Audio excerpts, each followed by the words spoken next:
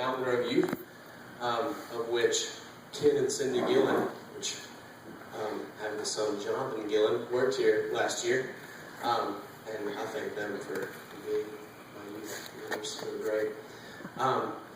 But two main things that have made me the person that I am today and contributed to my relationship with Jesus was my youth group and Doe River.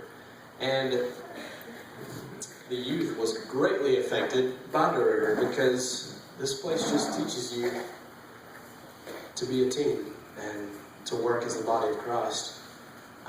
It's so great for that. We've been on multiple mission trips, and I think that a huge part of that was learning to work together here. But I've not been here near as long as Laura or Ashley, but it's greatly affected me. And I've just got one major story that I'm going to share with y'all to help you get a feel of what you're doing here. We were on a Little Kids Week, which is like 7 through 12. Is that correct? Probably the most stressful week ever. Those weeks. I mean, just imagine 7 to 12-year-old boys running around in your cabin after going to the sidetrack, getting all sugared up. I'm not sure. We need to rethink that. But I actually had 2 kids that week that gave me so much trouble. But one in particular, the other one had, a good explanation for his, but the other one was even greater.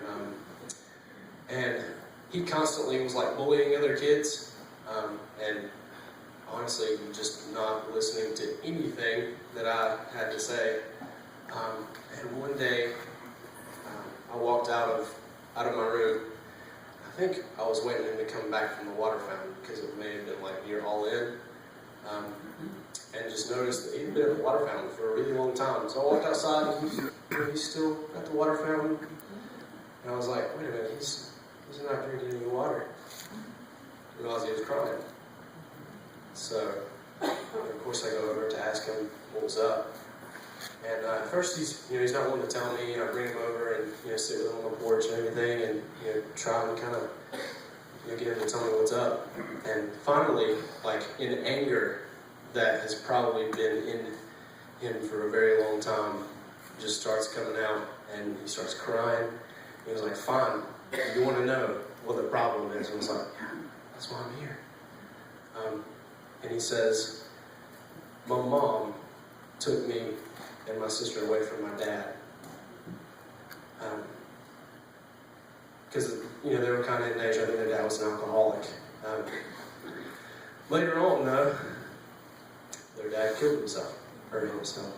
And he said he thought it was his fault. The last thing that he remembers of his dad was driving away and looking out the back window of his truck.